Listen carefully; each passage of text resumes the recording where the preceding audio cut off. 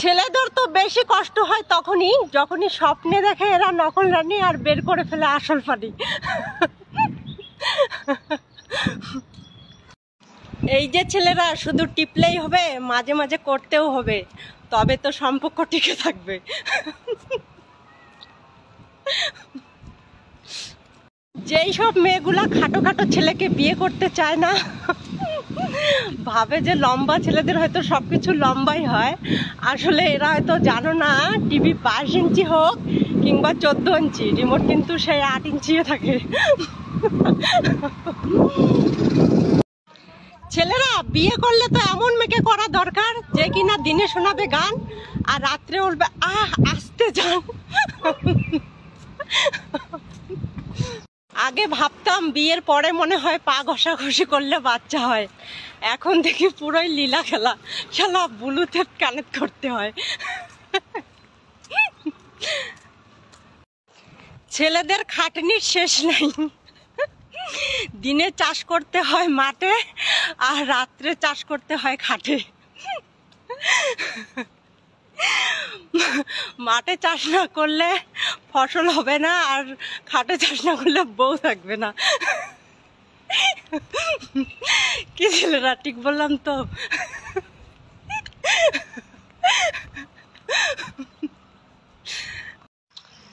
এই দেখো যা বৃষ্টি হচ্ছে ব্যাঙ্গালোরে, কি বলবো, এই বৃষ্টিতে যার বউ আছে সে খাও চুমা, আর যার বউ নাই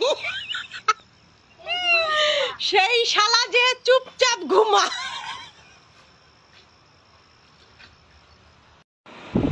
আসল খাটনি তো ছেলেরাই করে, আর মেয়েরা তো খালি খাটে চিত হয়ে শুয়ে থাকে।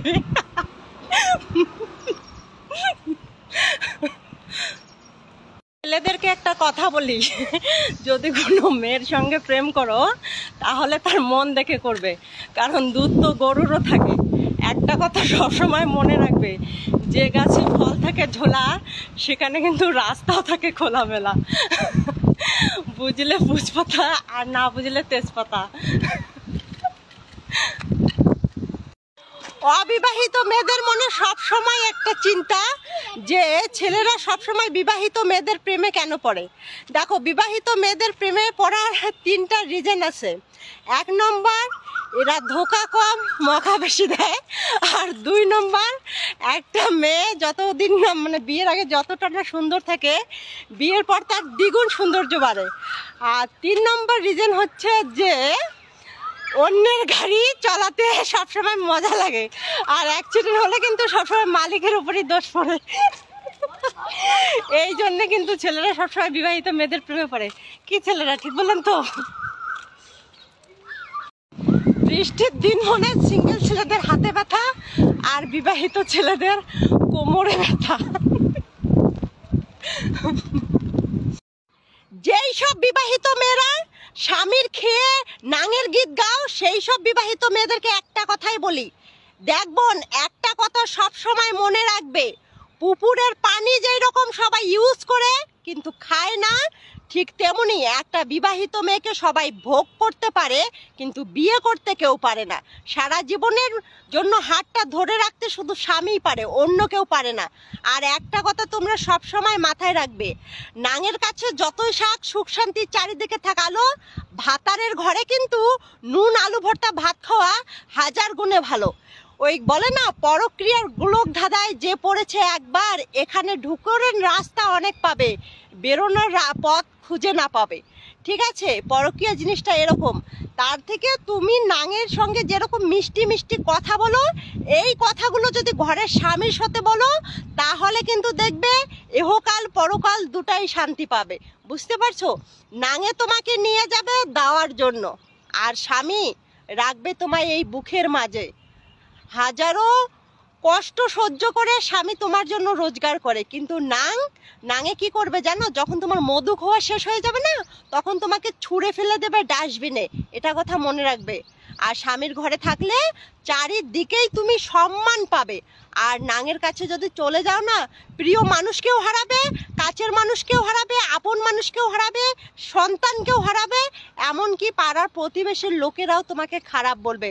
কোনো দিকেও তুমি তাকানোর রাস্তাও খুঁজে পাবে না, এমনকি আঙুল তুলে কথা পর্যন্ত বলতে পারবে না। বুঝতে পারছো? আমার কথাগুলো আমি জানি শুনতে খারাপ হলেও এটাই বাস্তব। তাই বলবো বোন, স্বামী হচ্ছে একমাত্র ব্যক্তি যে কিনা স্ত্রীর সারা জীবনের দায়িত্ব নিতে পারে। একটা সময় দেখবে সন্তানও পর হয়ে যায়, কিন্তু স্বামী কখনো পর হয় না। এই কথাটা মাথায় রাখবে। ভিডিও বানাই বলে লোকে খারাপ নজরে দেখে, বাজে বাজে কমেন্ট করে, তারাই আবার আমার প্রোফাইলটা সার্চ করে দেখে, মনে মনে চিন্তা করে কি ভিডিও বানাইলো ভাই, কি ভিডিও পোস্ট করলো, ভিডিও ভাইরাল হলে পাবে টাকা, আমাদের হবে কষ্ট। এই নিয়ে চিন্তিত তারা, তাই করে না লাইক কমেন্ট ফলো। বলছি তোমাদের একটা ভালো উপদেশ দিতে পারি যদি তোমরা বলো। বলছি আমাকে নিয়ে সমালোচনা না করে নিজের টার্গেটে চলো, কারণ জীবনে যদি সাকসেসফুল হতে চাও তাহলে অন্যকে নিয়ে সমালোচনা করা বাদ দাও। বুঝতে পারছো? ছেলেদেরকে একটা কথা বলি, দেখো ছেলেরা, আবেগের বয়সে বিয়ে করো, বিবেকের বয়সে না। কারণ তুমি যদি বিবেকের বয়সে বিয়ে করো, তুমি হয়তো ভাববে যে আমি আগে প্রতিষ্ঠিত হই, নিজের পায়ে দাঁড়াই, কিন্তু নিজের পায়ে দাঁড়াতে দাঁড়াতে তোমার আসল জিনিসটাই দাঁড়াবে না। ধনী আর গরিবের মধ্যে পার্থক্য কি জানো তো বন্ধুরা? ধনীদের হচ্ছে পেটের মধ্যে বোঝা, আর গরিবের হচ্ছে পিঠের মধ্যে বোঝা। কারণ ধনীরা সকালবেলা উঠে দৌড়ায় পেটের ভাত হজম করার জন্য, আর গরিবরা সকালবেলা দৌড়ায় পেটে ভাত দেওয়ার জন্য। হ্যাঁ, এটাই হচ্ছে বাস্তবতা। ছেলেদেরকে একটা কথা বলি, নিজে যদি সাকসেসফুল হতে চাও তাহলে নিজেকে বাজ পাখির মতো করো। তাই বলে কিন্তু মাগি বাজ না।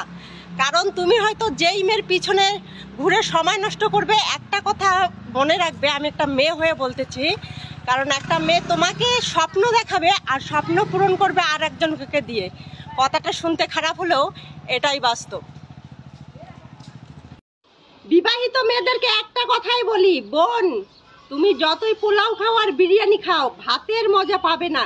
ঠিক তেমনি তুমি নাঙের কাছে যতই ভালোবাসার জন্য যাও না কেন, স্বামীর মতো যত্নবান পুরুষ তুমি কোথাও পাবে না।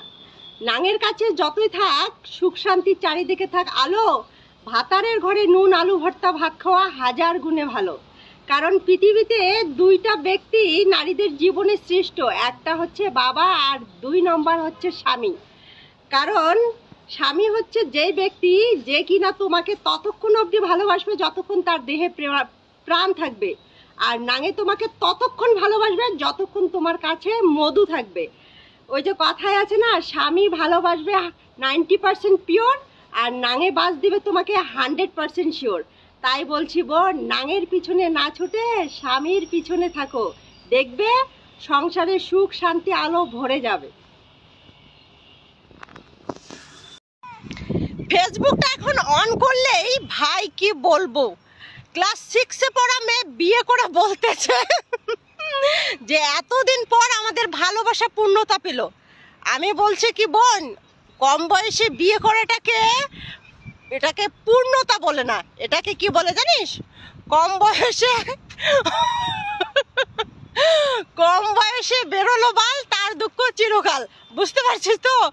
আর কয়েকটা মাস যেতে দে, যখন দেখবি ঠিক মতো পরিপূর্ণ বয়স হয়ে যাবে না, তখন দেখবি ভালোবাসা ওই তোর জ্বালানা দিয়ে বেরিয়ে যাবে। বুঝতে পারছিস? সত্যি মানে এটাই দেখার বাকি ছিল। আসলে আমাদের বয়স এতটা হওয়ার পরে আমরা আজ পর্যন্ত একটাকে পটাতে পারলাম না, আর ক্লাস 6-এ পড়া মেয়ে বিয়ে করে বলছে ভালোবাসা পূর্ণতা পেল।